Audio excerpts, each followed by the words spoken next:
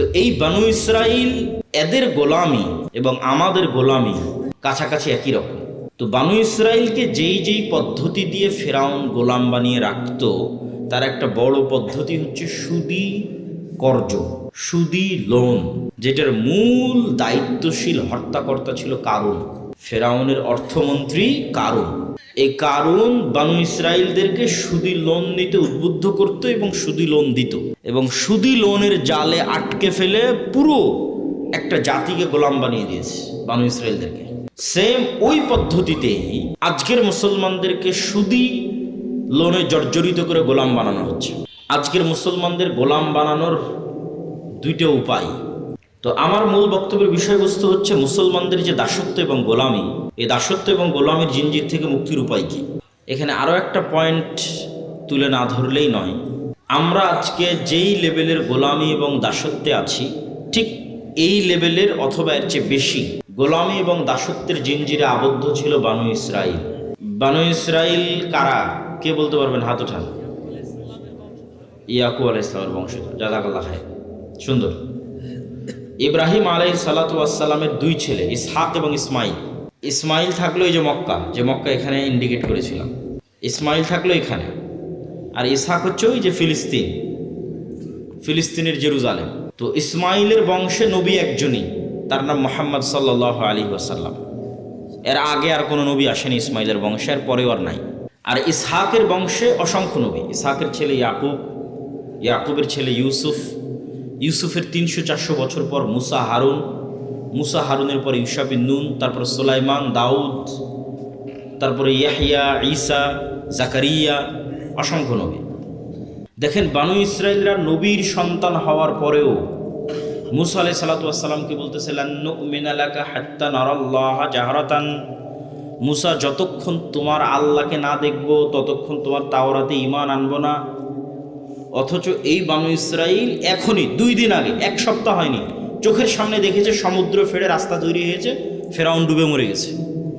এই দৃশ্য নিজে চোখে দেখার পর মানুষ কেমনে বলতে পারে যে মুসা, তোমার আল্লাহকে না দেখা পর্যন্ত তোমার তাওরাতে ঈমান আনবে? কেমনে বলতে পারে? উত্তর একটাই, এরা হচ্ছে ন্যারো মাইন্ডেড গোলাম, সংকীর্ণ মনা। 300 বছর থেকে গোলামি করে আসতেছে, এই জন্য স্বাধীন নেতা মুসার সাথে চলতে পারতেছে না। এবার বললো মুসা, খাবারের ব্যবস্থা করো।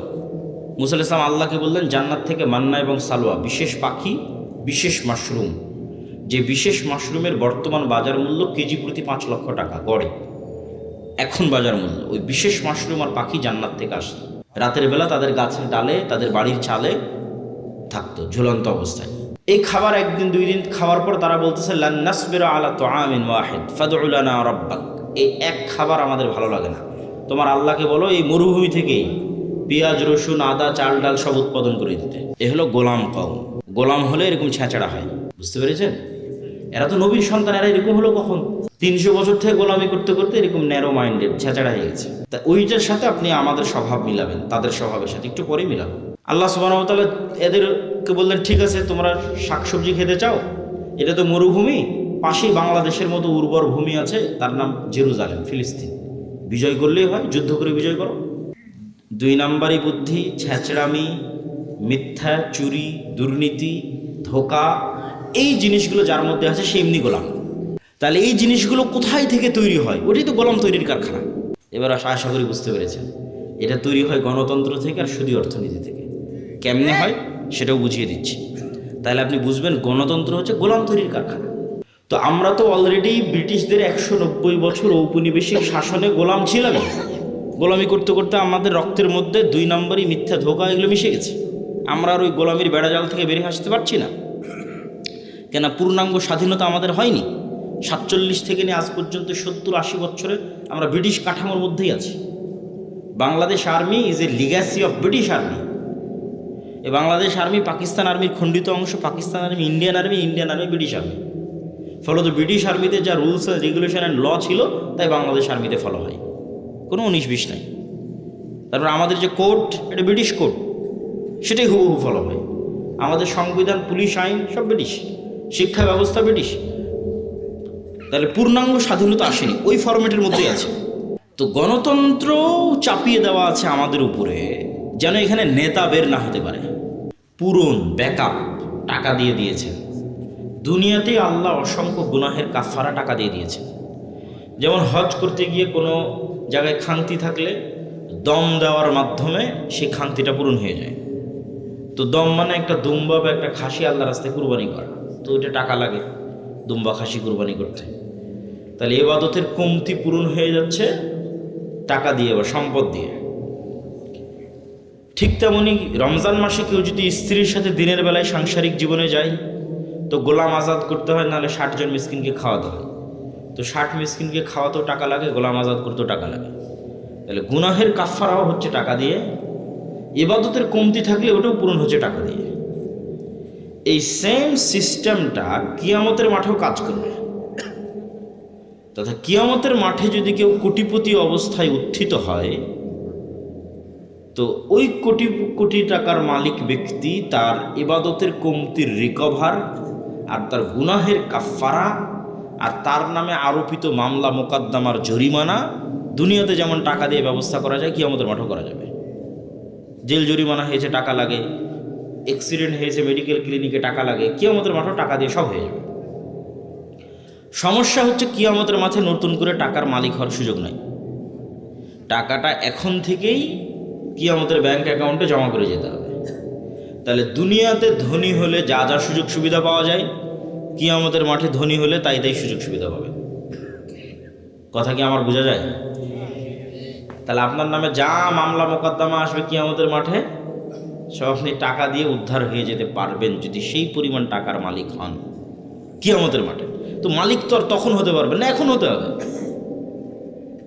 এখন মালিক হয়ে কোটি কোটি টাকা হালাল উপায়ে ইনকাম করে এখন আল্লাহর রাস্তায় দান করে জান্নাত নিশ্চিত কনফার্ম করে পৃথিবী থেকে বিদায় নিতে হবে। কেন? ইবাদত দিয়ে আপনি জান্নাত কনফার্ম করতে পারবেন না, গুনাহ মুক্ত থেকে আপনি জান্নাত কনফার্ম করতে পারবেন না। দুটোতেই আপনার কমতি থেকেছে, থাকবে, মানুষ মাত্রই থাকবে। তাহলে জান্নাত কনফার্ম করার জন্য ব্যাকআপ লাগবে। ব্যাকআপ কই? ব্যাকআপ টাকা। এই জন্য টাকা উপার্জন করা ছাড়া কোনো রাস্তা নেই। টাকা উপার্জন করে জান্নাত কিনেই দুনিয়া থেকে বিদায় নিতে হবে। মুসলমানদের ঘরে বসে থাকার সুযোগ নেই। অর্থনৈতিক মুক্তি ছাড়া দাসত্ব থেকে মুক্তি হয় না। এটা আমার এবং আপনার চেয়ে রাসূল সাল্লাল্লাহু আলাইহি সাল্লাম খুব ভালো জানতেন। এই জন্য উনি যখন মক্কা থেকে হিজরত করে মদিনায় গেলেন তো মদিনার সব আনসারীরা হচ্ছে কৃষক, ব্যবসা কম বুঝে। আর মক্কা থেকে যারা মুহাজির গেছে রাসূল সাল্লাল্লাহু আলাইহি ওয়াসাল্লামের সাথে সব বিজনেসম্যান, ব্লাডে ব্যবসা আছে, রক্তে ব্যবসা আছে, মুহাম্মদ সাল্লাল্লাহু আলাইহি ওয়াসাল্লাম সহ। তো মদিনায় যাওয়ার পর আল্লাহর নবী দেখছে মদিনার সব টাকা পয়সার কেন্দ্র ইহুদিদের হাতে। এখন মুহাম্মদ সাল্লাল্লাহু আলাইহি ওয়াসাল্লাম মদিনা সনদের ভিত্তিতে ইহুদি এই মদিনার প্রধানমন্ত্রী। এখন মদিনার প্রধানমন্ত্রী হলেন মুহাম্মদ সাল্লাল্লাহু আলাইহি ওয়াসাল্লাম, আর টাকা পয়সা সব থাকলো কাদের হাতে? উনি দেশ চালাতে পারবে? ডক্টর ইউনূসের মতো অবস্থা হবে। ঢাল নাই, তলোয়ার নাই, নিধিরাম সর্দার। আর্মিও কথা শোনে না, সচিবালয়ের কথা শোনে না, প্রধান উপদেষ্টায় লাভ কি? কোনো লাভ নাই। এটা মুহাম্মদ সাল্লাল্লাহু আলাইহি ওয়াসাল্লাম খুব ভালো বুঝতেন যে আমি হব মদিনার হেড অফ দ্য কান্ট্রি আর টাকার মালিক থাকবে ইহুদি, এই রাষ্ট্র তো আমি চালাতে পারবো না। তখন মুহাম্মদ সাল্লাল্লাহু আলাইহি ওয়াসাল্লাম আনসারীদের বললেন যে আমার সাথে যারা মুহাজির এসেছে এরা ব্যবসা বুঝে, তোমাদের সম্পত্তি অর্ধেক অর্ধেক। কারো যদি 5টা উট থাকে 2টা মুহাজিরকে দিয়ে দাও, কারো যদি ক্যাশ টাকা 5,000 থাকে 2,000 মুহাজিরকে দিয়ে দাও, কারো যদি জমি 10 বিঘা থাকে 5 বিঘা মুহাজিরদের দিয়ে দাও, যাতে ওরা ব্যবসা করে অর্থনৈতিক কন্ট্রোলটা নিতে পারে। আল্লাহর নবীর জীবদ্দশাতে ওসমান ইবনে আফফান, জুবাইর ইবনুল আওয়াম, আব্দুর রহমান বিন আউফ এরা কোটি কোটি টাকার মালিক ব্যবসা করে আল্লাহর নবীর জীবদ্দশাতেই। বদরের যুদ্ধকে আমাদের কাছে মনে হয় যে এটা দুই ধর্মের একটা যুদ্ধ চলতেছে, হক আর বাতিলের যুদ্ধ। কিন্তু আপনি ইতিহাস পড়ে দেখেন বদরের যুদ্ধটা মূলত অর্থনৈতিক। এখান থেকে কেবলা কোন দিকে?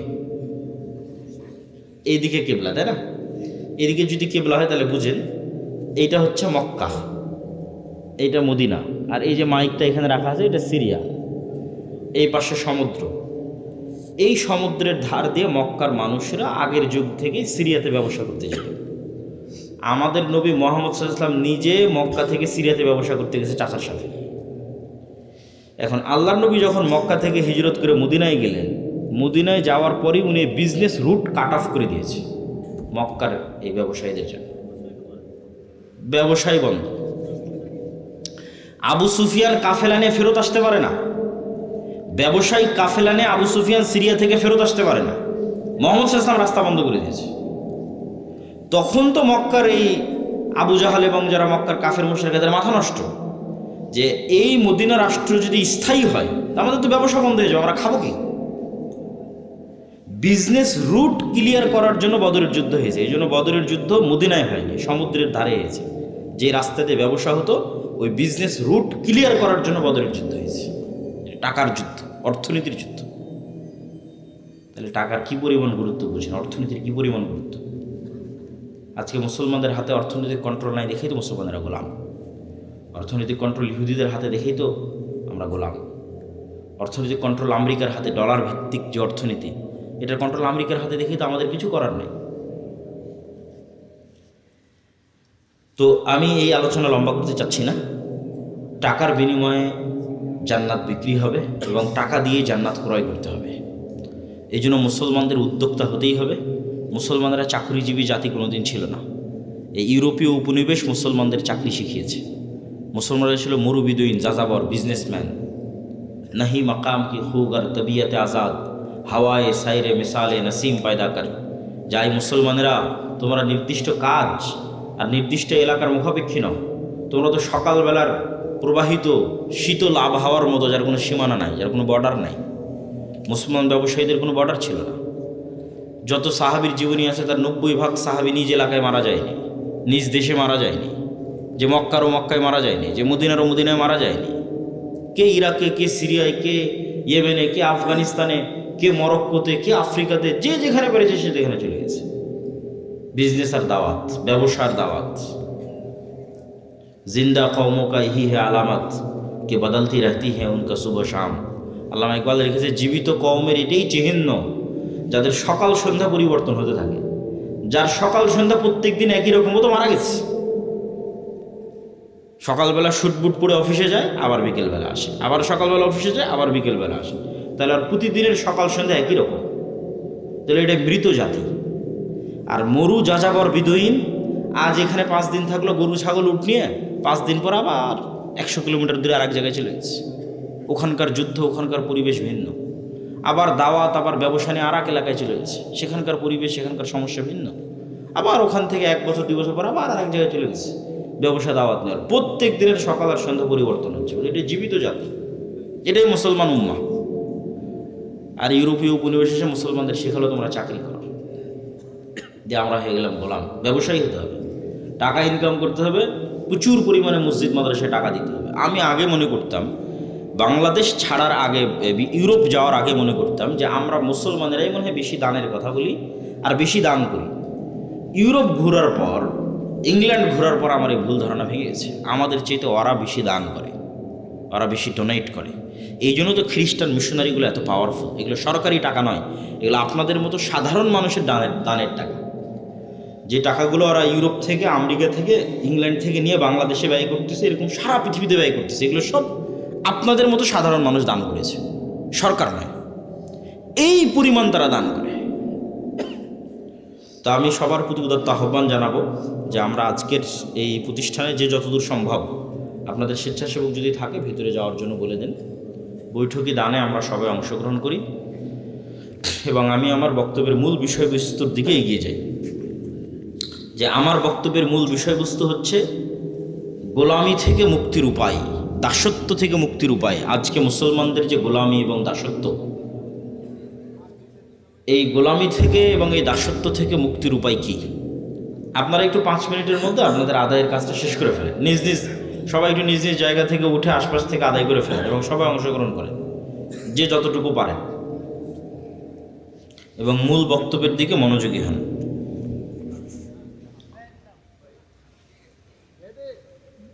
তো আমার মূল বক্তব্যের বিষয়বস্তু হচ্ছে মুসলমানদের যে দাসত্ব এবং গোলামি, এই দাসত্ব এবং গোলামির জিনজির থেকে মুক্তির উপায় কি।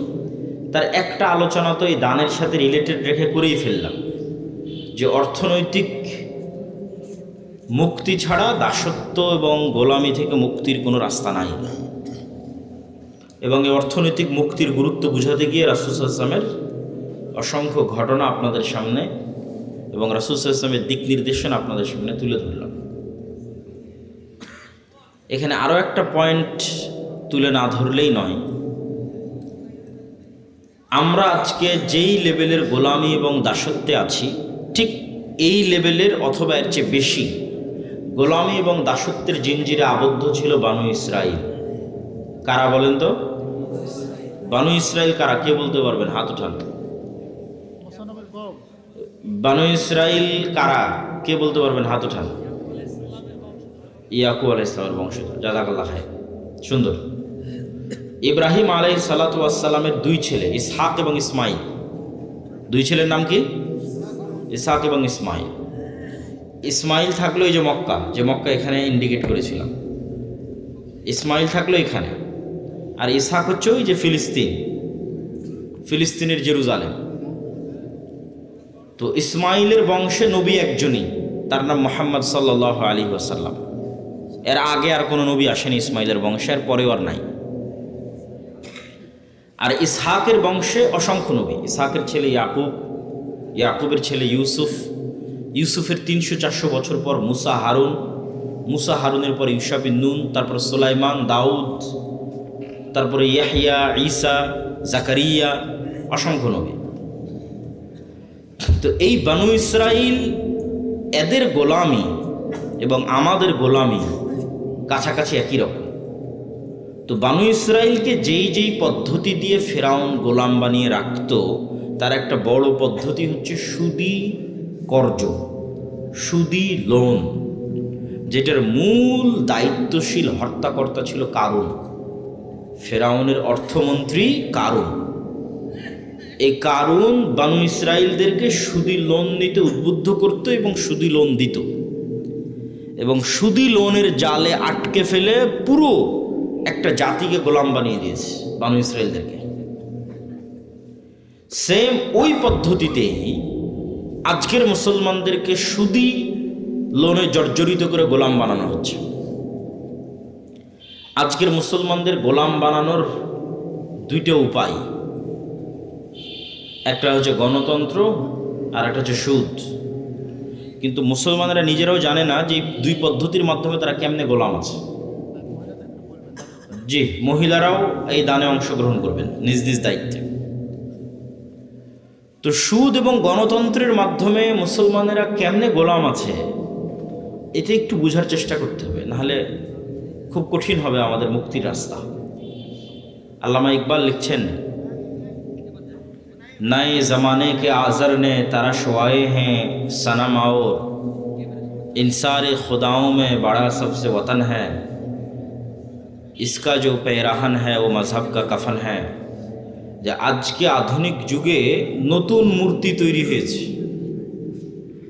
ওই যুগে ইব্রাহিমের পিতা আজর যে মূর্তি তৈরি করত সেই মূর্তি নয়। আজকের হিন্দুদের যে মা কালী, মা দেবী, মা দুর্গা আছে সেই মূর্তি নয়। আজকে মুসলমানদের ঘরে এবং বাড়িতে নতুন মূর্তি প্রবেশ করেছে। এই নতুন মূর্তি কি? এই নতুন মূর্তির নাম হচ্ছে সেকুলারিজম, ধর্মনিরপেক্ষ মতবাদ। এই নতুন মূর্তির নাম হচ্ছে ন্যাশনালিজম, জাতীয়তাবাদ। এই নতুন মূর্তির নাম হচ্ছে ডেমোক্রেসি, গণতন্ত্র। এই নতুন মূর্তির নাম হচ্ছে সোশ্যালিজম, সমাজতন্ত্র।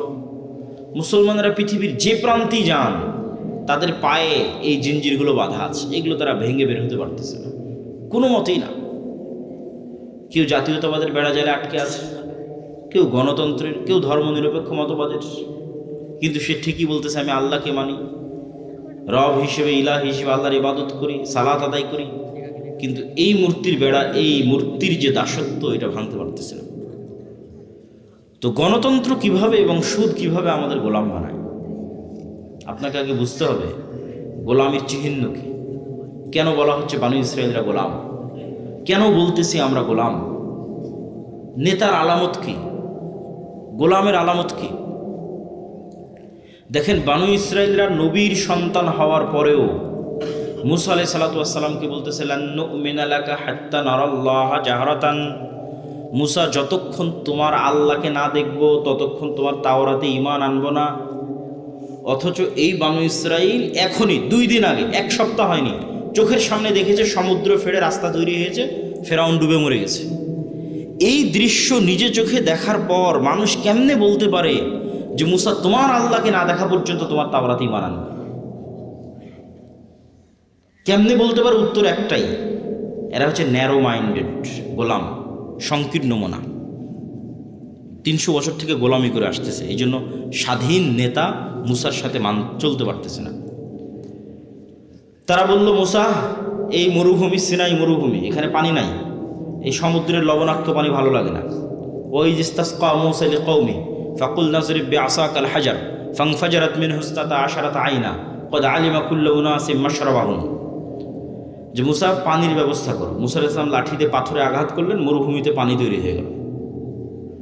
এবার বললো মুসা খাবারের ব্যবস্থা করো।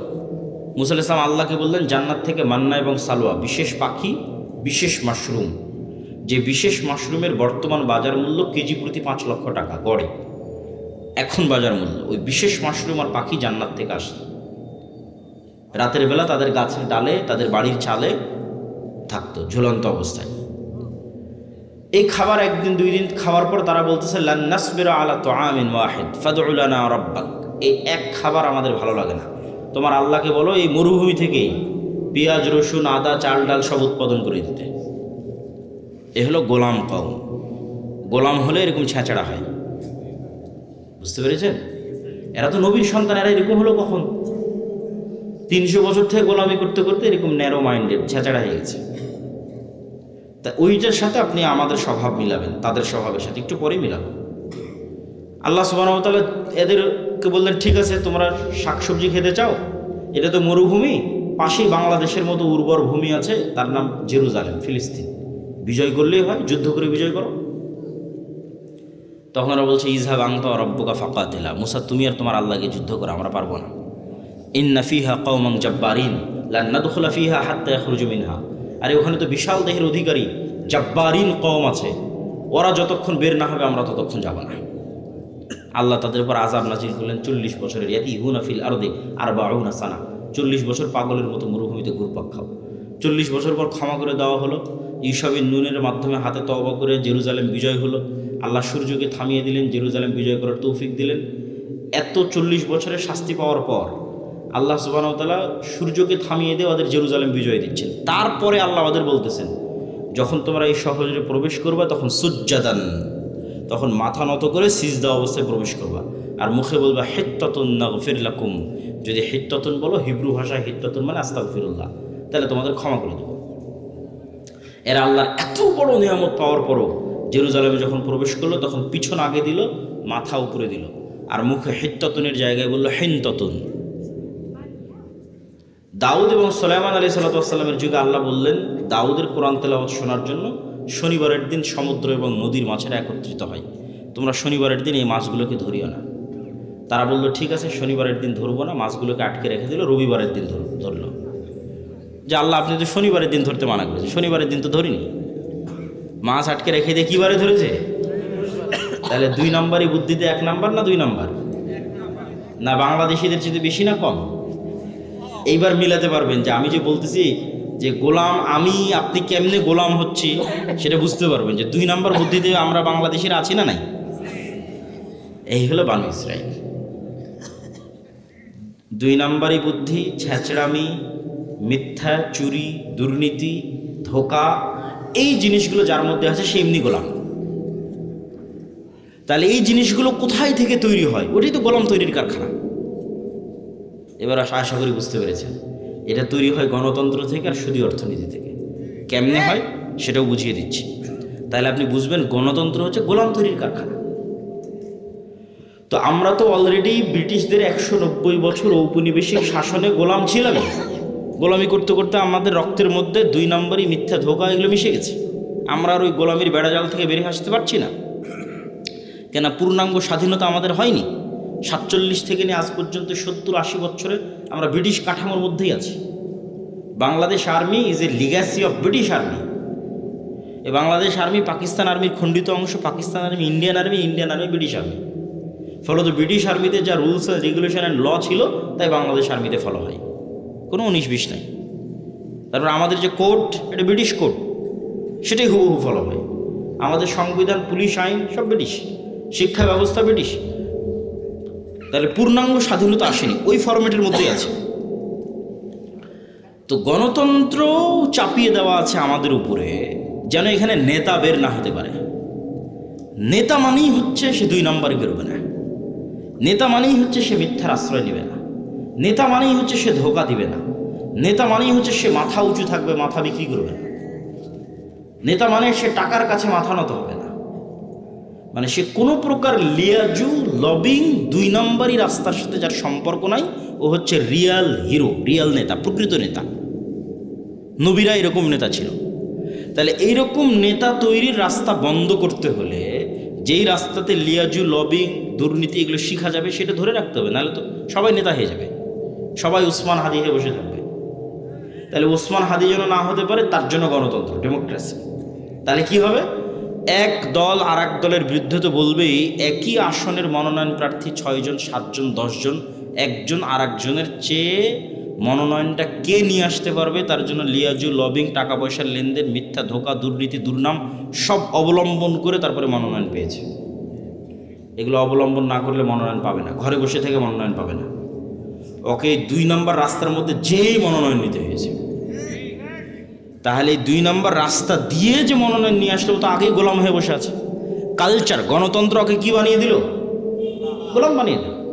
তাহলে এখন এই পদ্ধতির মধ্যে মনোনীত 300 এমপি যদি নির্বাচিত হয়ে ক্ষমতায় আসে, এরা যদি মিনিস্টারও হয়, প্রাইম মিনিস্টারও হয়, এরা স্বাধীন না এরা গোলাম? এত আসতে বললেন যে এরা স্বাধীন না গোলাম? গোলাম এমপি, গোলাম মন্ত্রী, গোলাম প্রাইম মিনিস্টার, গোলাম কান্ট্রি। কেননা ও স্বাধীনতার মূল বেসিক ক্রাইটেরিয়া পূরণ করতে পারেনি, তো বানু ইসরাইল 2 নম্বর রাস্তা অবলম্বন করে এসেছে।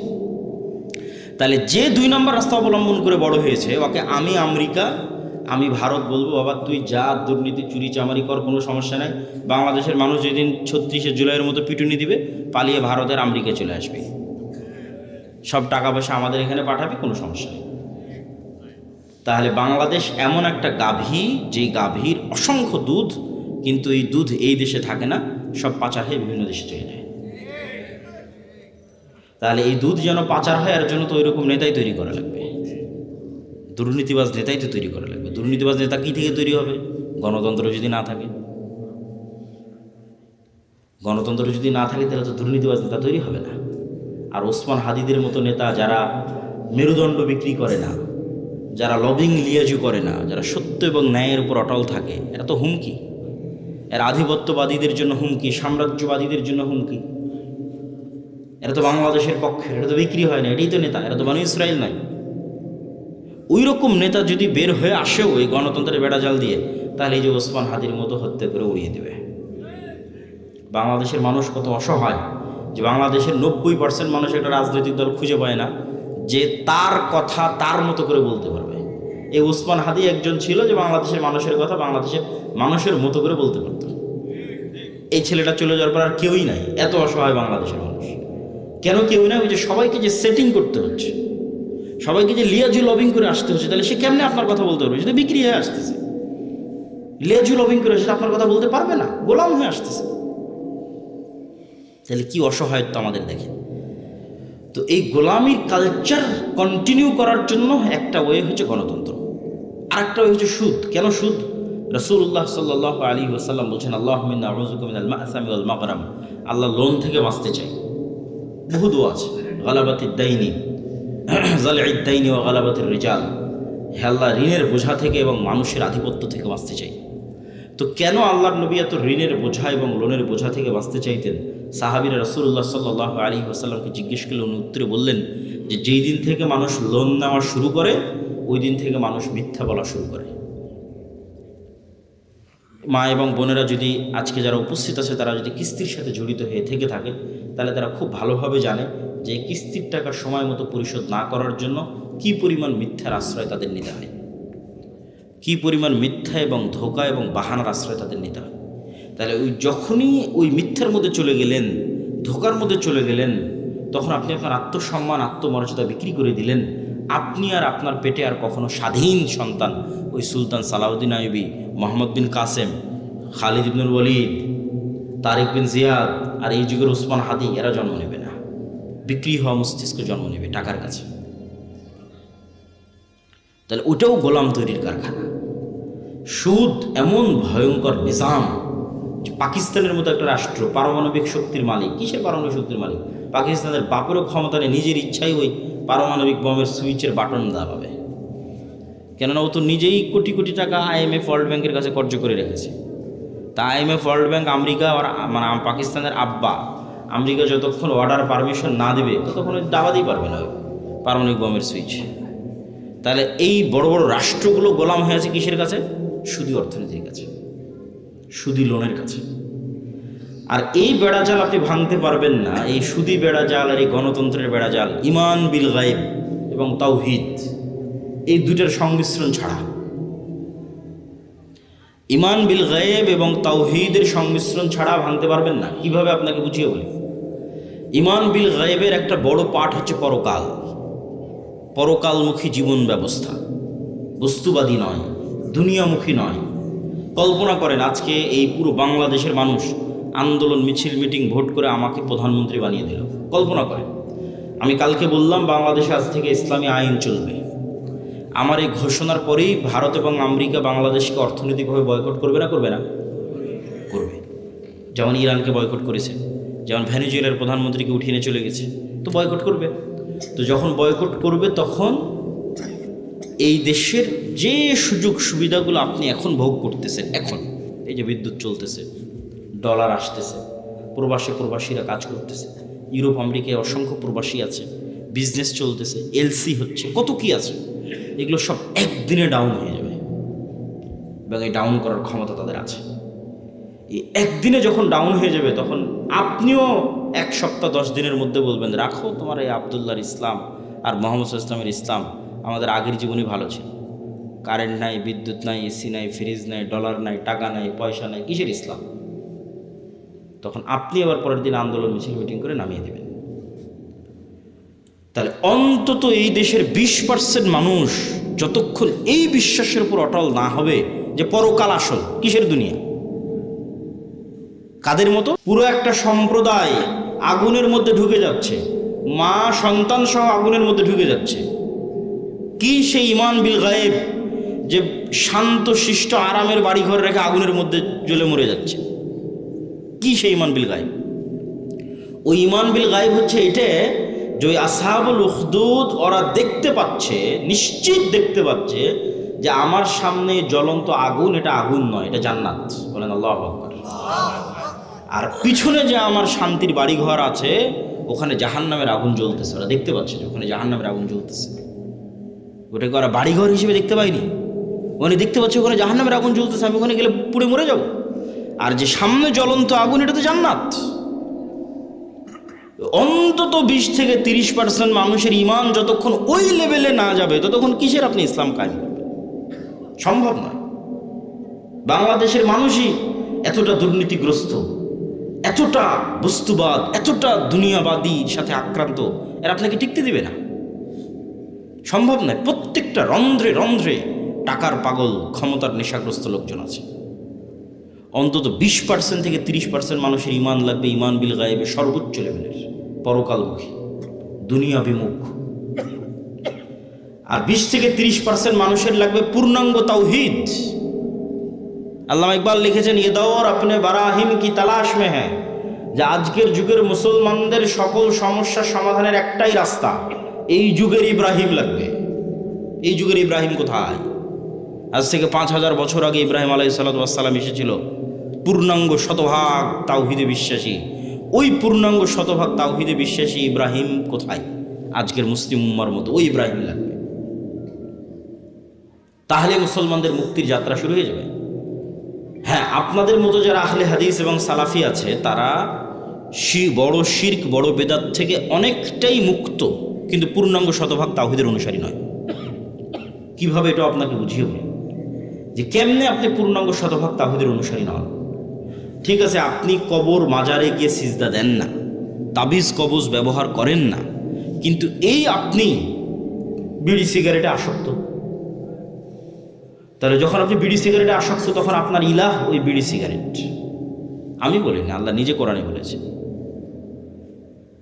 যে তার নফস ইলাহু হাওয়া, তার ইলাহ হচ্ছে তার নিজের অন্তরের কামনা। ঠিক আছে, আপনি কবরকে ইলাহ মানেননি, কিন্তু ইলাহ তো আপনার নিজের নফসকে বানিয়ে রেখেছে। ইলাহ তো কোনো অবৈধ প্রেমিকাকে বানিয়ে রেখেছে, ইলাহ তো টাকার নেশাকে বানিয়ে রেখেছে, ইলাহ তো ক্ষমতার নেশাকে বানিয়ে রেখেছে। ওই টাকার জন্য আপনি সব করতে পারেন, হালাল হারামের বাস বিচার নাই। ওই ক্ষমতার জন্য আপনি সব করতে পারেন, ওই নারীর জন্য সব করতে পারেন, মনের প্রবৃত্তি পূরণ করার জন্য সব করতে পারেন। তাহলে তো আপনি শতভাগ তাওহীদপন্থী নন।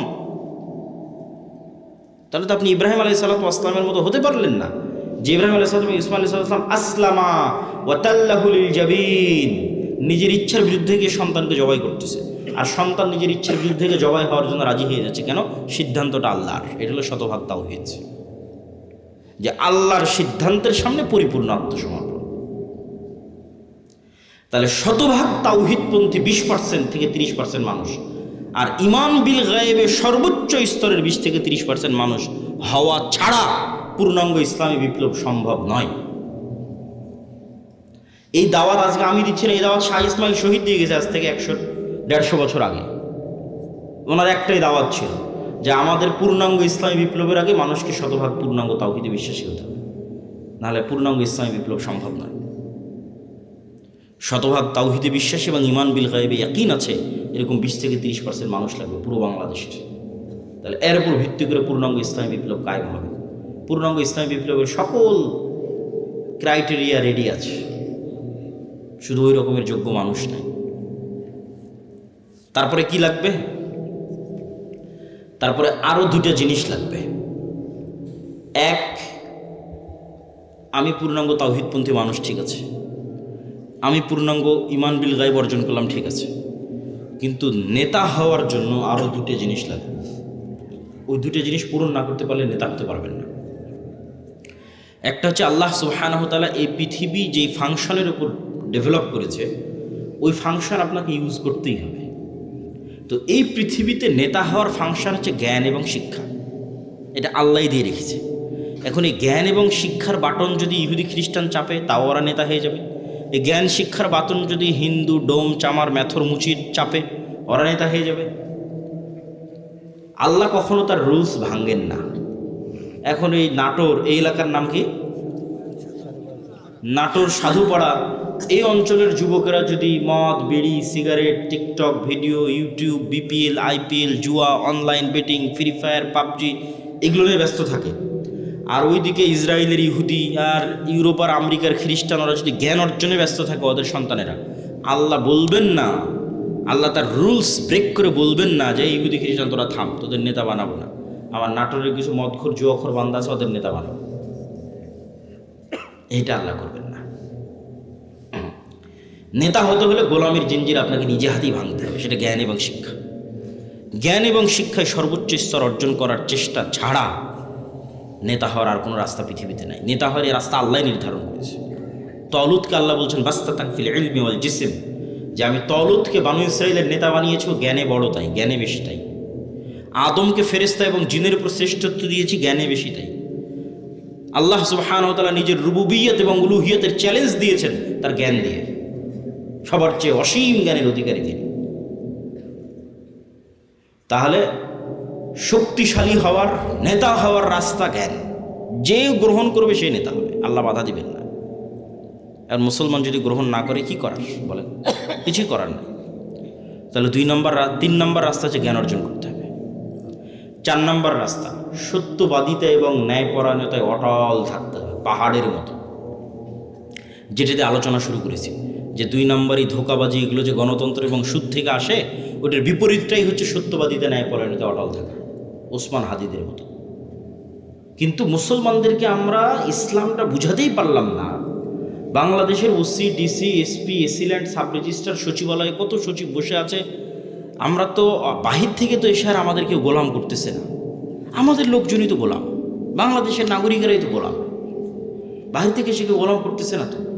এই সমস্ত পদে যারা বসে আছে এরা টাকার কাছে বিক্রি হয়ে যায়, অথচ এরা সালাত আদায় করে, এরা হজ করে, এরা উমরা করে, এরা মসজিদ মাদ্রাসায় যে কমিটি, বিশেষ অতিথি, প্রধান অতিথি, এরা সবাই আছে, কিন্তু নিজ চেয়ারে যখন বসতেছে তখন 2 নম্বরই করতেছে। তাহলে এরা কি মনে করেছে? এরা মনে করেছে ঠিক আছে, আমি সচিবালয়ে বসে এসিল্যান্ড, সাব রেজিস্ট্রার যা আছে সব হয়ে যত পারি 2 নম্বরই সুদ ঘুষ দিয়ে টাকা ইনকাম করব, আর নামাজ পড়ে হজ করে আর দান করে ওটাকে মাফ করে নেব। নাউজুবিল্লাহ। তাহলে আমরা হুজুররা এটা বুঝাতে পারিনি, আলেম ওলামা বুঝাতে পারিনি ইসলাম কি। এটা তো মুনাফিকই, সে তো মুনাফিক, তার অন্তরে তো ইমানই ঢোকেনি। তার সালাত কি, তার সিয়াম কি, তার হজ কি, সে তো মুনাফিক। রাসূলুল্লাহ সাল্লাল্লাহু আলাইহি ওয়াসাল্লামের স্পষ্ট হাদিস, ইজা তুমিনা খানা, তাকে যে আমানতের দায়িত্ব দেওয়া হয়েছে ওটার খেয়ানত করে যে মুনাফিক, ওর অন্তরে ইমান ঢোকেনি। লা ঈমান লিমান লা আমানাতা লাহু। তাহলে মুনাফিকের হারাম টাকার, দুর্নীতির টাকার কিসের ইবাদত? বরং ওর উল্টাটা, ও যদি কোনো বড় ইবাদত নাও করে, কোটি কোটি টাকা দান নাও করে, তাহাজ্জুদের রাতের সালাত নাও আদায় করে, হজ নাও করে, শুধু ওর যে চেয়ারে বসে আছে ওসি, ডিসি, এসপি, মন্ত্রী, সচিব, এসিল্যান্ড, এই চেয়ারে চুল পরিমাণ অন্যায় না করে, তাহলে এদের হজের চেয়ে, এদের রাতের তাহাজ্জুদের সালাতের চেয়ে এবং অন্যদের কোটি কোটি টাকা দানের চেয়ে সে শ্রেষ্ঠতম নেকির অধিকারী হবে। রাসূলুল্লাহ সাল্লাল্লাহু আলাইহি ওয়াসাল্লাম বলেছেন, সাবআতু ইউযিল্লুহুমুল্লাহ ইয়াওমা লা যিল্লা ইল্লা যিল্লুহু। 1 নম্বরে ইমামুন আদিল। 7 শ্রেণীর যারা বিশেষ আল্লাহর ছায়া পাবে, এখানে সবাই আছে, নামাজি আছে, দানবীর আছে, সবাই আছে, কিন্তু 1 নম্বরে জায়গা দেওয়া হয়েছে পদে বসে ন্যায় পরায়ণ যে। ও তো এমনি সবচেয়ে বড় নেকির কাজ, ওর জন্য তো এমনি জান্নাত। ও তো আল্লাহর গুণে গুণান্বিত হয়েছে। আল্লাহ যেমন বিচারের আসনে বসে শতভাগ ন্যায় পরায়ণ, আল্লাহ যেমন রাজত্বের আসনে বসে শতভাগ ন্যায় পরায়ণ, আল্লাহর মহৎ গুণ হচ্ছে আল্লাহ ন্যায় পরায়ণ। আল্লাহ জুলুম করেন না। ইন্না হারামতু যুলমা আলাইয়া। মানুষ হয়ে যে আল্লাহর গুণে গুণান্বিত হতে পারে, আল্লাহু আকবার, এটা কত বড় ইবাদত যে মানুষ হয়ে ওসি তারপরে ডিসি, এসিল্যান্ড, সাব রেজিস্ট্রার, সচিব, এই চেয়ারে বসে সে দুর্নীতি করবে না ন্যায় করবে, এটা অনেক বড় ইবাদত। আর এই চেয়ারে বসে দুর্নীতি করে সেই টাকা দিয়ে হজ করবে, সেই টাকা দিয়ে মসজিদ মাদ্রাসায় দান করবে, এটা মুনাফিক। আমরা মানুষকে দিন বুঝাতে পারিনি। রাজনীতিবিদদের হাতে ক্ষমতা নেই, ক্ষমতা এদের হাতে। রাজনীতিবিদরা তো 5 বছরের জন্য আসে যায়, ভোট করে, কিন্তু এদের চাকরিতে রিটায়ার্ড না হওয়া পর্যন্ত থাকে। এরা যদি বলে যে আজ থেকে আমরা বিক্রি হব না কোনো দলের কাছে, দেশ একদিনে ঠিক হয়ে যাবে, একদিনে। তো এরা কাদের ঘরের সন্তান? আমাদের ঘরের সন্তান, আমাদের ছেলে মেয়ে। পুলিশে কারা, আর্মিতে কারা, সচিবালয়ে কারা, বিসিএস পরীক্ষা কারা দেয়? আমার আপনার ছেলে মেয়ে। এদের আমাদের ঠিক করতে হবে দাওয়াত দিয়ে। নতুন প্রজন্মকে সত্যবাদিতা এবং ন্যায়পরায়ণতা অটল হতে হবে। এটাই তো গোলামি থেকে মুক্তির রাস্তা। ওই দিন থেকেই তো দেশ স্বাধীন। সম্মানিত উপস্থিতি, তাহলে 2টো পয়েন্ট বললাম নেতা হওয়ার, এক শিক্ষা এবং জ্ঞান, আর এক সত্যবাদিতা এবং ন্যায়পরায়ণতা। থাকলেই মানুষ নেতা হয়ে যাবে, অটোমেটিক নেতা হয়ে যাবে, কিচ্ছু করা লাগবে না, আল্লাহ নেতা বানিয়ে দিবে তাকে। আর এবার 4 নম্বর পয়েন্ট, যেটাতে বক্তব্যের শেষের দিকে যাব, সেটা হচ্ছে এই গুণে গুণান্বিত মানুষেরা যখন আসবে, যারা তাওহীদে বিশ্বাসী, ঈমান বিল গায়বে ইয়াকিন রাখে, জ্ঞানে সর্বোচ্চ, আবার তাকে কেনা যায় না, এই মানুষগুলো পৃথিবীর জন্য হুমকি। এদের উপর জুলম নেমে আসবে, এদের উপর বাধা নেমে আসবে, এদের উপর অত্যাচার নেমে আসবে। এই জন্য এদের বাঁচার রাস্তা হচ্ছে আল্লাহর সাহায্য। এদের বাঁচার রাস্তা কি? দুনিয়ার শক্তি দিয়ে বাঁচার কোনো রাস্তা নেই। মুসলমানদের অতীতে, আজ, ভবিষ্যতে দুনিয়ার শক্তি দিয়ে বাঁচার কোনো রাস্তা নেই। মুসলমানদের বাঁচার রাস্তা আল্লাহর সাহায্য। আল্লাহর সাহায্য পাওয়ার 2টা বড় রাস্তা, 2টা বড় সিক্রেট রেসিপি আজকে দিয়ে বক্তব্য শেষ করব। যে মুসলমানদের জন্য আল্লাহর সাহায্য নিশ্চিত করার 2টা বড় রাস্তা, এক সালাত আর এক জিকির। সালাতের মধ্যে সবচেয়ে বড় পাওয়ারফুল হচ্ছে রাতের সালাত। সালাত হচ্ছে এমন এক টেকনোলজি, আমি উদাহরণ দিই ইবনুল কাইয়িম রাহিমাহুল্লাহকে সামনে রেখে, নাহলে দিতাম না। আমরা যেমন এখানে বসে থেকে হাজার হাজার কিলোমিটার দূরে থাকা আমেরিকার কোনো টিচারের কাছে অনলাইনে ক্লাস করতেছি, অথবা এখান থেকে 100 কিলোমিটার দূরে থাকা ঢাকার কোনো টিচারের কাছে অনলাইনে ক্লাস করতেছি, তো পাসওয়ার্ড লগ ইন দিয়ে যখন ক্লাসে জয়েন করি তখন দুইজনে লাইভ সেশন, টিচারও যুক্ত হয়েছে, স্টুডেন্টও যুক্ত হয়েছে লাইভ সেশনে, কানেক্টেড। তো আজকের ইন্টারনেট, আজকের মোবাইল দিয়ে মানুষ 1000 কিলোমিটার দূরে থাকা টিচারের সাথে, মানুষের সাথে লাইভ কানেক্টেড হচ্ছে, লাইভ কথোপকথন করতেছে। তো সালাত এটার চেয়ে তো হাজারো লক্ষ কোটি গুণ উন্নত লেভেলের প্রযুক্তি, যা দুনিয়াতে থাকা মানুষকে 7 আসমানের উপরে থাকা রব্বুল আলামিনের সাথে লাইভ কানেক্টেড করে দেয় সরাসরি। মানুষ যখন সালাতে দাঁড়ায় এবং চোখ যখন সিজদার দিকে, অন্তর যখন আল্লাহর দিকে নিবদ্ধ, তখন রব্বুল আলামিনও তার মুখোমুখি হয়ে যান। দুনিয়াতে থেকে 7 আসমানের সাথে সরাসরি লাইভ কথোপকথনের প্রযুক্তি হচ্ছে সালাত। এই জন্য নবীরা সবসময় সালাতের আশ্রয় নিয়েছে।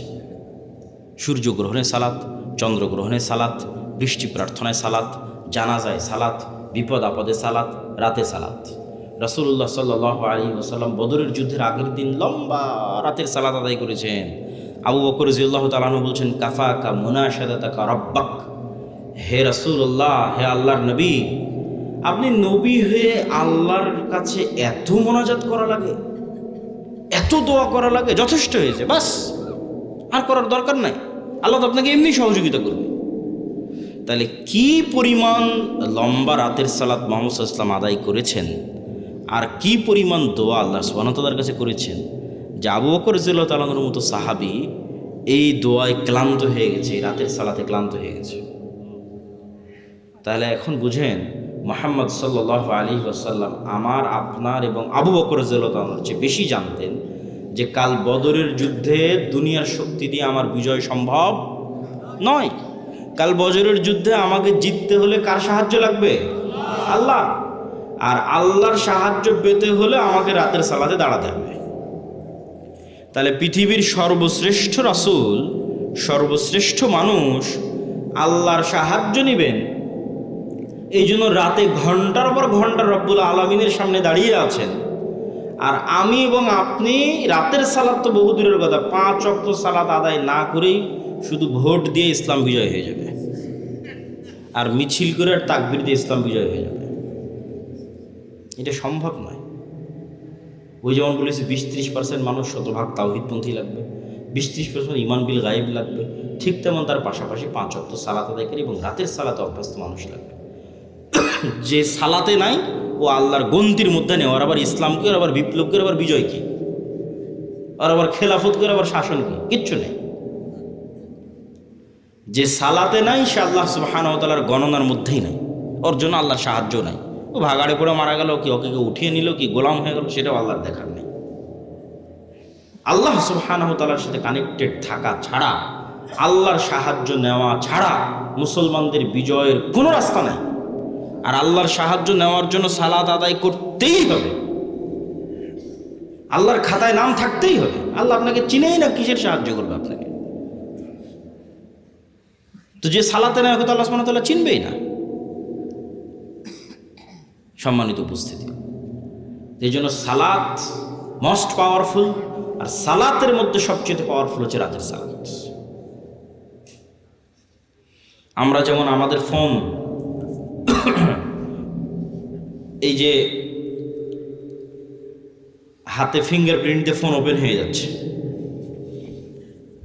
পাসওয়ার্ড দিয়ে ফোন ওপেন হয়ে যাচ্ছে, ফেস ভেরিফিকেশন দিয়ে ফোন ওপেন হয়ে যাচ্ছে, 5 স্টার হোটেলে গেলে কার্ড পাঞ্চ করলে ওপেন হয়ে যাচ্ছে। তো এগুলো সব লক ওপেন হওয়ার সিস্টেম পৃথিবীতে। তো কল্পনা করেন যে আমরা পৃথিবীর অত্যাধুনিক প্রযুক্তির একটা দরজার সামনে দাঁড়িয়ে আছি, এর চেয়ে অত্যাধুনিক প্রযুক্তির দরজা পৃথিবীতে নাই। ওই দরজা ওপেন করতে হলে বিভিন্ন varieties type of password use করতে হয়। যেমন নির্ধারিত সময় আসতে হয়, নির্ধারিত সময় ছাড়া খুলে না। আবার নির্ধারিত ফরম্যাট ছবি, পিকচার ওখানে আপলোড করা আছে, ওইটার সাথে মিলতে হয়।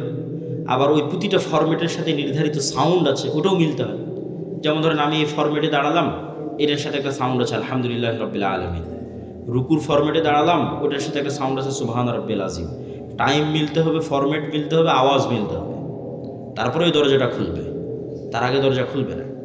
তো এইরকম সালাত এর চেয়েও টপ লেভেলের উন্নত প্রযুক্তি, যা রব্বুল আলামিনের সাহায্যের দরজা, রব্বুল আলামিনের সাথে যোগাযোগের দরজা উন্মুক্ত করে দেয় হচ্ছে সালাত।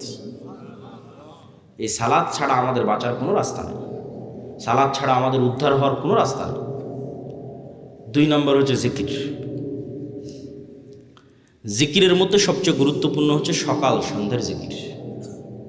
সকাল সন্ধ্যার জিকির দিয়ে আল্লাহ কোরআন পরিপূর্ণ করে রেখেছে, যদিও আমরা এটাকে খুবই অবহেলা করি। সকাল সন্ধ্যার জিকির। জিকির কেন পাওয়ারফুল? জিকির কেন পাওয়ারফুল এটা বুঝতে হলে আপনাকে বুঝতে হবে আওয়াজ কেন পাওয়ারফুল, সাউন্ড কেন পাওয়ারফুল। সাউন্ড কি আবার পাওয়ারফুল হতে পারে? আওয়াজ কি পাওয়ারফুল হতে পারে? শব্দ এবং বাক্য কি পাওয়ারফুল, শক্তিশালী হতে পারে? এটাই আগে বুঝতে হবে। আজকের আধুনিক সভ্যতা টিকে আছে, এই যে ক্যামেরা, এই যে মোবাইল, কম্পিউটারের টিকে আছে এই আলোর তরঙ্গের মধ্যে ডাটা ট্রান্সফার করার ক্ষমতা, এটার উপর। আমি এখানে বলতেছি, আমার এই কথাটা আলোর মধ্যে দিয়ে এই মোবাইল হয়ে, নেটওয়ার্কের টাওয়ার হয়ে আমেরিকায় গিয়ে এখন বাজতেছে, ইউরোপ, সৌদি, কুয়েত, কাতার, ঢাকা, রাজশাহী থেকে এখনই বাজতেছে। তো এই যে এই আলো যে আমার এই কথা বহন করতে পারে, ডাটা ট্রান্সফার করতে পারে, এটা আমরা জানতাম না, মানুষ জানতো না, এটা আগে থেকেই ছিল। ওটা আমরা জেনে কাজে লাগাতে পেরেছি, এটি আমাদের আধুনিক সভ্যতা, এটার উপরে টিকে আছে। আর একটা প্রযুক্তি যেগুলোর ধারে কাছে বিজ্ঞান নাই, কিন্তু এটা সবচেয়ে উন্নত প্রযুক্তি, সেটা হচ্ছে শব্দভিত্তিক, আওয়াজ ভিত্তিক প্রযুক্তি, যেটার কিছু জ্ঞান আল্লাহ সুলাইমান আলাইহিসসালামকে দিয়েছিলেন। কিছু জ্ঞান, যেমন আমি এতক্ষণ যে চিল্লাচ্ছি, আমি কিন্তু শব্দ এবং আওয়াজে উচ্চারণ করতেছি। এখানে যদি একটা চাইনিজ বসে থাকতো, ও খেলে আওয়াজই শুনতে পেত। আবার এখানে বসে একটা চাইনিজ বক্তব্য দিত, আপনি খেলে আওয়াজই শুনতে পেতেন, তাই নয় কি? সেটাই। তাহলে ঠিক কোনো এক স্টাইলের আওয়াজ উচ্চারণ করলে ওই পিঁপড়াও বুঝবে, সেই স্টাইলের আওয়াজ আমি জানি না। কোনো এক স্টাইলের আওয়াজ উচ্চারণ করলে পাখিও বুঝবে, আমি জানি না। কোনো এক ফরম্যাটের আওয়াজ উচ্চারণ করলে গরু বুঝবে, আমি জানি না। আবার গরুর ওই ফরম্যাটের আওয়াজের কী অর্থ আমি জানি না। যেমন অন্য একটা ভাষা আমার কাছে গরুর আওয়াজের মতোই আওয়াজ মনে হয়, সেই। কিন্তু এই জ্ঞানটা আল্লাহ কাকে দিয়েছিলেন? সুলাইমান আলাইহিসসালামকে দিয়েছিলেন। এটাই সাউন্ড টেকনোলজি। সুলাইমান আলাইহিসসালাম তার দরবারে বলতেছে, রানী বিলকিসের সিংহাসন নিয়ে আসতে হবে। ক্বালা ইফরিতুম মিনাল জিন, ইফরিত নামক জিন দাঁড়িয়ে বলল, আমি এই সিংহাসন নিয়ে আসবো, আপনি যে বসে আছেন। এবং আমাদের সিলেবাস এই জিনিসগুলো ছোটবেলায় বাচ্চাদের মাথায় না দিলে, এই আপনাদের মধ্যে 1 ঘন্টা বক্তব্য দিয়ে লাভ নেই। বুড়া মানুষকে দিয়ে বিপ্লব হবে না। আমাদের নতুন প্রজন্মকে তৈরি করতে হবে, এই জিনিসগুলো তাদের মাথায় এখন থেকে দিতে হবে। আর এটার জন্য শুধু মাদ্রাসায় 2% ছেলে মেয়েকে পড়িয়ে লাভ হবে না। শতভাগ মুসলমানের সন্তানের মাথায় দেওয়ার জন্য শতভাগ মসজিদে বক্তব্য লাগবে। এবং সেটা যদি আমাদের সিলেবাসে হয়, তাহলে আমরা এটাকে সবচেয়ে বেস্ট মনে করি। আর 3 নম্বর, এরকম মাদ্রাসাগুলোকে সহযোগিতা করার জন্যই রবিদাতুল মাদারিস সালাফিয়া, এক ব্যতিক্রম প্রশিক্ষণের আয়োজন করলাম আমরা রবিদাতুল মাদারিস সালাফিয়া থেকে। জামিয়া সালাফিয়ার অধিভুক্ত হওয়ার মাধ্যমে যে প্রায় 65-70 শিক্ষা প্রতিষ্ঠান আমাদের অধিভুক্ত হয়েছে, তাদের 150-র কাছাকাছি শিক্ষক 1 সপ্তাহব্যাপী বিভিন্ন জ্ঞান এবং শিক্ষা কেন্দ্রিক তারা ট্রেনিং পেয়েছে আমাদের কাছে জামিয়া সালাফিয়া। আমাদের কাজই হচ্ছে শিক্ষা এবং জ্ঞান কেন্দ্রিক একটা বিপ্লব বাংলাদেশে তৈরি করা, জ্ঞান এবং শিক্ষা ছড়িয়ে দেওয়া। তো এই বিভিন্নভাবে জামিয়া সালাফিয়ার সাথে, দাওয়াইল আল্লাহর সাথে, মাসিক আল ইতিসামের সাথে আপনাদের স্থায়ী সম্পর্ক তৈরি হলে সেটাই হবে প্রকৃত কাজ, প্রকৃত অর্থে কাজ। তো আমরা আলোচনা করছিলাম জিকির কেন শক্তিশালী, তার লাস্ট 2টা পয়েন্ট খুব ভালো লাগবে, অধৈর্য হওয়ার কিছু নাই। জিকির কেন শক্তিশালী, লাস্ট পয়েন্ট। আল্লাহ সুবহানাহু ওয়া তাআলা বলছেন, ইউসাব্বিহু লিল্লাহি মা ফিস সামাওয়াতি ওয়া মা ফিল আরদ। আসমান জমিন এবং তার মধ্যে যা কিছু আছে, এই টিস্যু, এই লিফলেট, এই প্যান্ডেল, এই জামা কাপড়, এই মাটি, এই ক্যামেরা, লাইট, সব 24 ঘন্টা আল্লাহর তাসবিহ পাঠ করতেছে। আল্লাহু আকবার। এবং এই তাসবিহ পাঠের আওয়াজ হচ্ছে, এটাই তো আওয়াজ কেন্দ্রিক প্রযুক্তি। আপনি যেমন পিঁপড়ার চলার আওয়াজ শুনতে পাচ্ছেন না, এরকম এদের তাসবিহ পাঠের আওয়াজ শুনতে পাচ্ছেন না। কিন্তু এই পিঁপড়ার চলার আওয়াজ তো 10 কিলোমিটার দূরে থাকা হাতিও শুনতে পাচ্ছে, কিন্তু আপনি তো পাচ্ছেন না। আল্লাহরই কিছু প্রাণী আছে যারা পিঁপড়ার চলার আওয়াজ শুনতে পাচ্ছে। এটা আমাদের শ্রবণ শক্তির ঘাটতি, এই জন্য তো এটা গায়েব। এই জন্য তো গায়েবের জ্ঞান আল্লাহ কোরআনে দিয়েছে, এটা গায়েবের নলেজ। আল্লাহ বলতেছে এগুলো সব তাসবিহ পাঠ করতেছে, তোমরা জানো না, এটি তো গায়েব। এটার উপরে তো আমাদের ইয়াকিন লাগবে। শুধু কি এরা তাসবিহ পাঠ করতেছে? রাসূলুল্লাহ সাল্লাল্লাহু আলাইহি সাল্লাম বলতেছেন, মুয়াজ্জিন যখন আজান দেয় যতদূর পর্যন্ত আজানের আওয়াজ যায় সব জীবজন্তু, জড়বস্তু, জড় পদার্থ, কীট পতঙ্গ, পঙ্গপাল সব আজান বুঝে এই আজানের পক্ষে কি আমাদের মাঠে সাক্ষী দিবে। তাহলে এরা তাসবিহ বুঝে, আবার আমি যখন সুবহান আল্লাহ বলতেছি তখন এটাও বুঝতেছে। এই টিস্যু পেপার আমার সুবহান আল্লাহ বুঝে, কেন ও নিজেও সুবহান আল্লাহ পড়তেছে। এটাই গায়েব। এই জন্য এটা সবচেয়ে পাওয়ারফুল। সব কিছু আপনার অধীনস্থ এক জিকির দিয়ে। সুবহানাল্লাযী সাখখারা লানা হাযা ওয়া মা কুন্না লাহু মুকরিনিন ওয়া ইন্না ইলা রাব্বিনা লামুনকালিবুন। এটা জিকির। এটাতে গাড়ি বিমান সব অধীনস্থ। মহাপবিত্র সেই সত্তা যিনি এই গাড়ি বিমান আমাদের অধীনস্থ করে দিয়েছে। সেই জন্য জিকির আপনাকে ব্যবহার করতেই হবে, বিশেষ করে সকালে এবং সন্ধ্যায়। এবং অনেক সময় দোয়ার চেয়ে জিকির পাওয়ারফুল হয়, এই জন্য দোয়াতে মানুষের নিজের কথা বেশি থাকে। আল্লাহ আমার এটা দাও, আল্লাহ আমার ছেলেকে এটা দাও, আল্লাহ আমার বউকে এটা দাও, আল্লাহ আমার টাকা দাও, আল্লাহ আমার পয়সা দাও, বাড়ি দাও, গাড়ি দাও, নিজের কথা বলতে বলতে শেষ। কিন্তু শুধু জিকির যখন হয় ওখানে শুধু আল্লাহর কথা থাকে। লা ইলাহা ইল্লাল্লাহ, লা ইলাহা ইল্লাল্লাহু ওয়াহদাহু লা শারীকা লাহু, লাহুল মুলকু ওয়া লাহুল হামদু ওয়া হুয়া আলা কুল্লি শাইইন কাদির, সুবহানাল্লাহি ওয়া বিহামদিহি সুবহানাল্লাহিল আযীম, আল্লাহু আকবার, আলহামদুলিল্লাহ, লা হাওলা ওয়া লা কুওয়াতা ইল্লা বিল্লাহ। এগুলো সব জিকির, এগুলো শুধু আল্লাহর বর্ণনা, শুধু আল্লাহর কথা, আল্লাহর প্রশংসা, আল্লাহর বড়ত্ব, আল্লাহর মহত্ব, আল্লাহর তাসবিহ, আল্লাহর পবিত্রতা। আর এই ইবাদত ফেরেশতাদের ইবাদত। এই ইবাদত আপনার আশেপাশে যা জীবজন্তু, জড়বস্তু, জড়পদার্থ দেখছেন এদের ইবাদত। কেন? ওদের নিজের কোনো চাওয়া নাই, ফেরেশতাদের নিজের কোনো চাওয়া নাই। তাহলে ওদের ইবাদত কি? তাসবিহ। ফেরেশতার ইবাদত তাসবিহ, আপনার আশেপাশে যা দেখতে পাচ্ছেন এদের ইবাদত তাসবিহ। আপনিও সকাল সন্ধ্যা তাসবিহ করেন, জিকির পাঠ করেন, পৃথিবীর সব অসম্ভব সম্ভব হয়ে যাবে। আল্লাহ সুবহানাহু ওয়া তাআলা মুসা আলাইহিস সালাতু ওয়াস সালামকে বলছেন ওয়ালা তানিয়া ফি যিকরি, যে মুসা তোমাকে লাঠি দিলাম সাপ হয়ে যাবে, সমুদ্রে মারলে রাস্তা তৈরি হয়ে যাবে, পাথরে মারলে ঝর্ণা তৈরি হয়ে যাবে। কিন্তু কতক্ষণ? যতক্ষণ তোমার কলব সালাত এবং জিকিরের মাধ্যমে আমার সাথে কানেক্টেড আছে। মুসা তুমি সালাতেও নাই, জিকিরেও নাই, সব ডিঅ্যাক্টিভেট হয়ে যাবে। ফেসবুকের অ্যাকাউন্ট যখন ফেসবুক ডিঅ্যাক্টিভেট করে দেয়, তখন লাঠি মারলেও সাপ হবে না, সমুদ্রে মারলেও রাস্তা হবে না, পাথরে মারলেও ঝর্ণা হবে না। কেন? মুসা আলাইহিস সালাম নিজেই সালাতে নাই, জিকিরে নাই, তাহলে হবে? আল্লাহ বলছে ওয়ালা তানিয়া ফি যিকরি, জিকির ভুলা যাবে না। কলবকে আমার সাথে কানেক্টেড থাকতে হবে। যতক্ষণ তোমার কলব সালাত এবং জিকিরের মাধ্যমে আমার সাথে কানেক্টেড, তখন অল এভরিথিং ইজ অ্যাক্টিভেটেড। তখন পিছনে যতই ফিরাউনের বিশাল লস্কর হোক আর সামনে যত বড়ই সমুদ্র হোক, রাস্তা তৈরি করে দেওয়া আমার দায়িত্ব। আল্লাহু আকবার। এই জন্য জিকির ছাড়া এবং সালাত ছাড়া মুসলমানদের কোনো রাস্তা নেই। কেন? মুসলমানরা দুনিয়াবী শক্তি দিয়ে পারবে না, তাকে গায়েবী মদদ নিয়েই বাতিল শক্তির বিরুদ্ধে লড়াই করতে হবে। আর গায়েবী মদদ পেতে চাইলে 5 ওয়াক্ত সালাত, রাতের সালাত, সকাল সন্ধ্যার জিকির ছাড়া কোনো রাস্তা নেই। আল্লাহ সুবহানাহু ওয়া তাআলা আমাদের এরকম একটা প্রজন্ম পাওয়ার তৌফিক দান করুক, যে প্রজন্ম শতভাগ তাওহীদ, শতভাগ ঈমান বিল গায়বে ইয়াকিন, যে প্রজন্ম জ্ঞানে সর্বোচ্চ, যে প্রজন্ম বিক্রি হয় না, সত্যবাদী ন্যায়পরায়ণ ওসমান হাদিদের মতো। আবার যেই প্রজন্ম আল্লাহর সাহায্য নিশ্চিত করতে পারবে সালাত দিয়ে এবং জিকির দিয়ে, এই প্রজন্ম শুধু বাংলাদেশ বিজয় করবে না, সারা পৃথিবী বিজয় করবে। কিসের ভারত, কিসের আমেরিকা, কিসের চীন, কিচ্ছু টিকবে না, সারা পৃথিবী তারা বিজয় করবে। কিন্তু এই প্রজন্ম তৈরি হওয়া লাগবে। আমরা সেই প্রজন্মের স্বপ্ন দেখি। আল্লাহ সুবহানাহু ওয়া তাআলা কবুল করুক। সুবহানাকাল্লাহু ওয়া বিহামদিকা আশহাদু আল্লা ইলাহা ইল্লা আনতা আস্তাগফিরুকা। অস্থির হবেন না, আপনাদেরই প্রশ্ন উত্তর আছে, ধীরে ধীরে উঠেন। আর যারা মাসিক আল ইতিসাম, রাসূল সাল্লাল্লাহু আলাইহি ওয়াসাল্লামের চেহারা কেমন ছিল, চুল কেমন ছিল, দাড়ি কেমন ছিল, এটা জানতে চান এবং আজকের বক্তব্য আল্লাহর পথে যাত্রা, এই বইটা নিতে চান, এই বই কই পাবে? গাড়িতে নাকি না স্টেজে? গেটে, গাড়িতে। আর যারা এই মাদ্রাসায় দান করতে চান তারা একটু স্টেজে এসে আস্তে আস্তে আপনাদের দানগুলো এখানে জমা দিতে পারেন।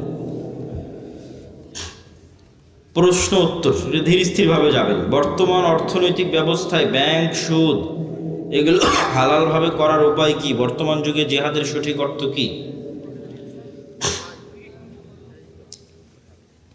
ব্যাংক সুদ মুক্ত উপায়ে লেনদেনের উপায় হচ্ছে আপনি নিজে সুদি লেনদেনের সাথে জড়িত থাকবেন না, সুদি লোনের সাথে জড়িত থাকবেন না, এটাই উপায়।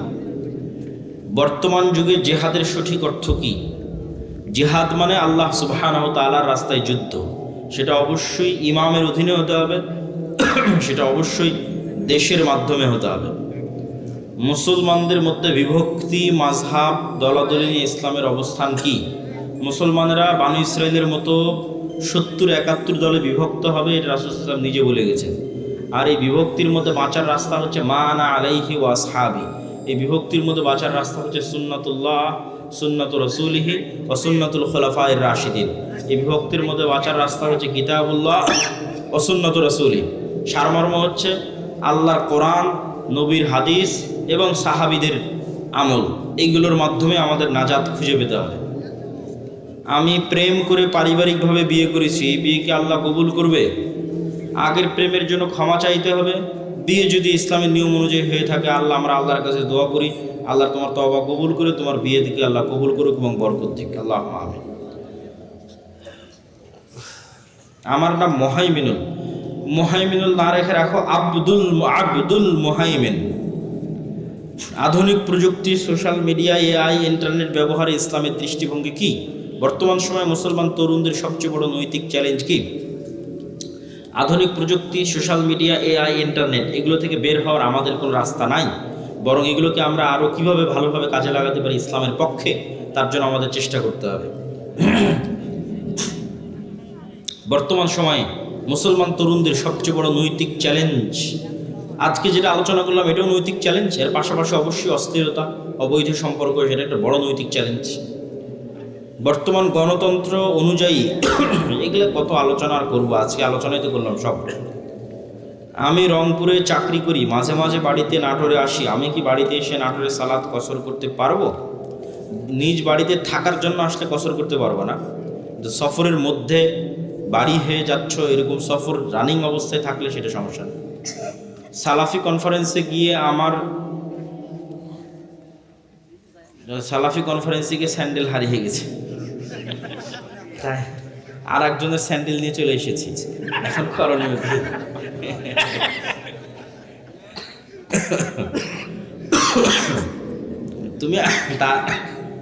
তুমি তার নামে কিছু অর্থ দান করে দিও আল্লাহর রাস্তায়, এখানে আর করণীয় বলার মতো কিছু নাই। আসলে অর্থনৈতিক ইবাদত দিয়ে এই ধরনের ছোটোখাটো ভুল ত্রুটি থেকে বাঁচতে হবে, যেটা বক্তব্যের শুরুতে বলেছি। বাড়িতে বা ঘরের মধ্যে চিকা খুব অত্যাচার করে, এই চিকা কি পানিতে ডুবিয়ে রেখে মারা যাবে? কোনো প্রাণীকে মারতে চাইলে কষ্ট দিয়ে মারা যাবে না, যেটাতে কষ্ট কম হয় সেই উপায়ে মারতে হবে। বিরক্তিকর কষ্টদায়ক প্রাণীকে আল্লাহ নবী মারার অনুমতি দিয়েছেন, সাপ, বিচ্ছু, এগুলোকে রাসূল সাল্লাল্লাহু আলাইহি ওয়াসাল্লাম মারার অনুমতি দিয়েছেন, কিন্তু কষ্ট দিয়ে নয়, আগুনে জ্বালিয়ে নয়। ইসলাম কি নারী শিক্ষাকে সমর্থন করে? বর্তমান সমাজের প্রয়োগ কেমন হওয়া উচিত? রাসূল সাল্লাল্লাহু আলাইহি ওয়াসাল্লামের যুগে আয়েশা রাদিয়াল্লাহু তাআলা আনহার কাছে ওমর রাদিয়াল্লাহু তাআলা এবং সাহাবীরা যেতেন মাসলা মাসাইল ফতোয়া নেওয়ার জন্য। তাহলে একটা নারী কি পরিমাণ জ্ঞানের অধিকারী হলে দ্বিতীয় খলিফা ওমরের মতো জ্ঞানী মানুষ আর আব্দুল্লাহ বিন আব্বাস, আব্দুল্লাহ বিন ওমরের মতো জ্ঞানী মানুষেরা তার কাছে যায়, যেটা বুঝতে পারতেছেন এটার মাসলা কি হবে বলে দেন। তাহলে নারীদের জ্ঞান অর্জনের পথে বাধা হলে তো সেটা ইসলামের প্রথম যুগেই বোঝা যেত। বরং নারীরা জ্ঞানী হলেই তারা তাদের সন্ততিকে ভালোভাবে মানুষ করতে পারবে, কিন্তু কোন জ্ঞান অর্জন করতেছে, কিভাবে অর্জন করছে, এটা হলো দেখার বিষয়। জ্ঞান অর্জন করতেই হবে, কোন জ্ঞান? যদি জ্ঞান হয় অশ্লীলতার, সেটা তো আমাদের সমাজকে ধ্বংস করে দেবে। যদি জ্ঞান হয় ফ্রি মিক্সিংয়ের মাধ্যমে, তাহলে ওই জ্ঞানের তো কোনো দাম নাই। ইজ্জত নষ্ট করে, লজ্জা নষ্ট করে, শালীনতা নষ্ট করে জ্ঞানের কোনো দাম নাই। লজ্জা এবং শালীনতা বজায় রেখে দিনের জ্ঞান এবং পাশাপাশি প্রয়োজনীয় দুনিয়ার জ্ঞান। একাই জবাই করতে পারবে, মেয়েরাও জবাই করতে পারবে, কোনো সমস্যা নেই।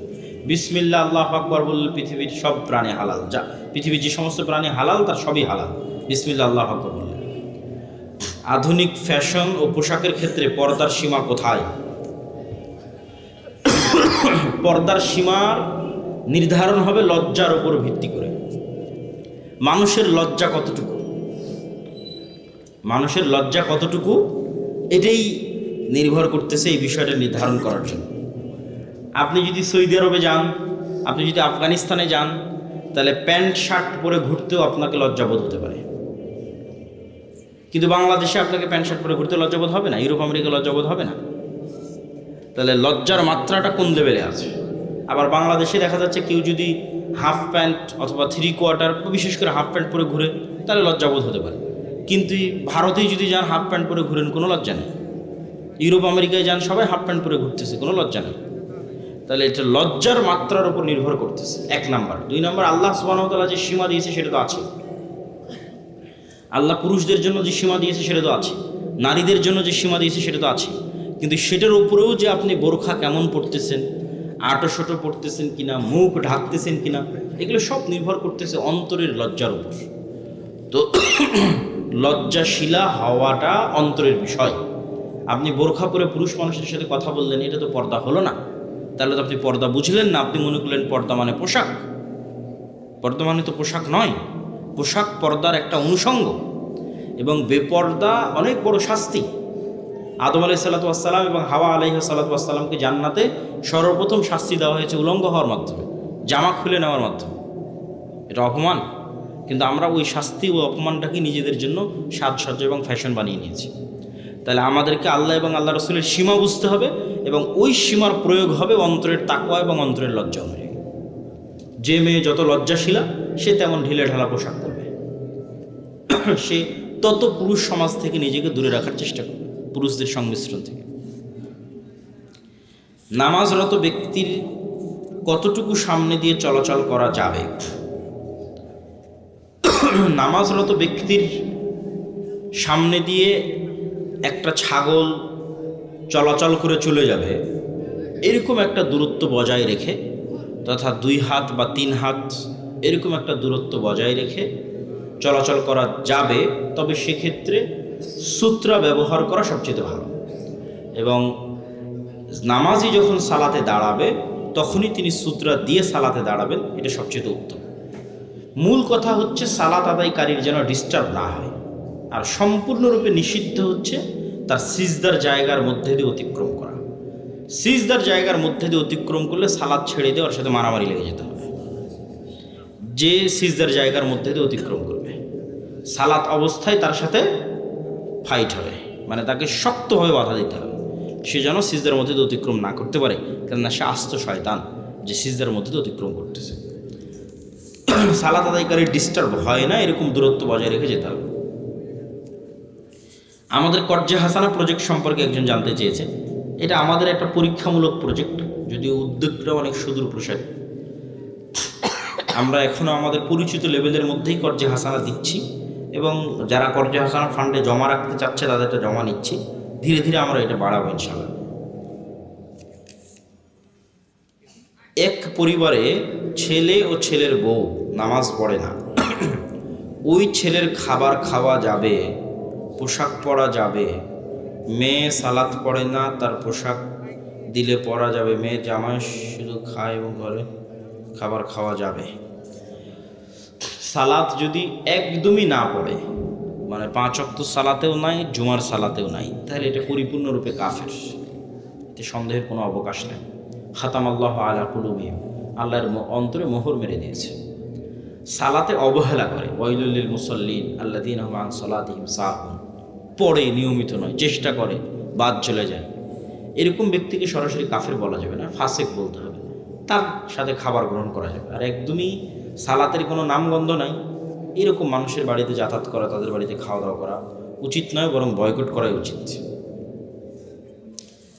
আসসালামু আলাইকুম। আসসালামু আলাইকুম শায়েখ। মাগরিবের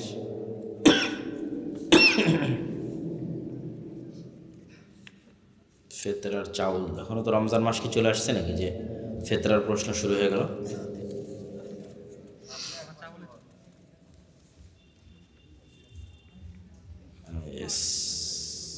ইসলামী ব্যাংক ডিপিএস, ঠিক আছে। প্রশ্ন উত্তর মোটামুটি শেষ। আমরা বৈঠক শেষে দোয়া পড়ি, সুবহানাকা আল্লাহুম্মা ওয়া বিহামদিকা